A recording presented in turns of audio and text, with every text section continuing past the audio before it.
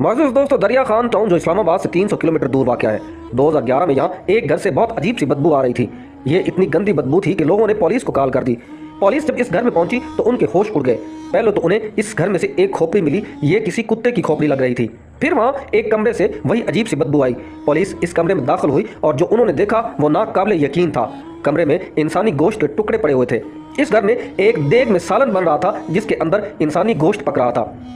मोअज़्ज़िज़ दोस्तों, दरिया खान की पुलिस को वहाँ कुछ चींटियाँ चलती हुई नजर आईं। ये चींटियाँ बेड के नीचे जा रही थीं। इन्होंने बेड को हटाया तो वहाँ एक बैग में एक औरत की लाश पड़ी हुई थी जिसकी हालत बहुत ख़राब हो चुकी थी। पुलिस को इस घर से खदाल और छुरे वगैरह भी मिले।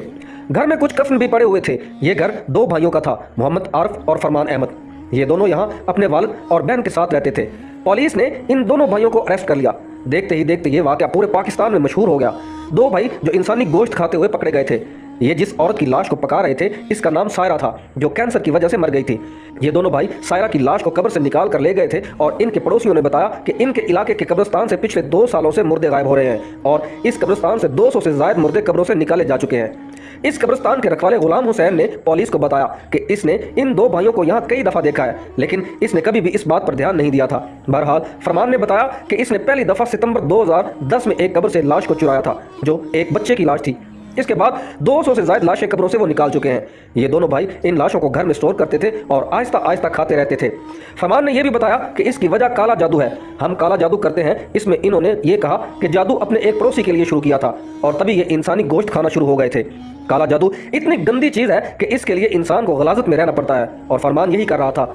इसका दूसरा भाई कुछ अरसे के बाद इसके साथ मिल गया और फिर ये दोनों भाई मिलकर कब्रों से मुर्दों को निकालना शुरू हो गए। इंसानी लाशों के अलावा ये कुत्तों को भी पकाकर खा चुके थे। तो इस वजह से इन दोनों भाइयों की बीवियों इनको छोड़कर चली गईं। इसमें से एक भाई नशे का आदी भी था।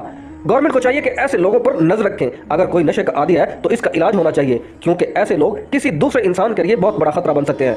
क्योंकि पाकिस्तान में इस वक्त आदमखोरी के खिलाफ कोई कानून मौजूद नहीं था, तो इन भाइयों ने किसी का कत्ल भी नहीं किया हुआ था, तो इनको सिर्फ 2 साल के लिए जेल भेज दिया गया। लेकिन जेल से निकलकर फिर इन्होंने अपनी हरकत न छोड़ी और उसी काम पर लग गए। 2014 में एक दफ़ा फिर इनके मोहल्ले के लोगों ने घर से एक बच्चे की लाश देखी और पुलिस को इतला दे दी।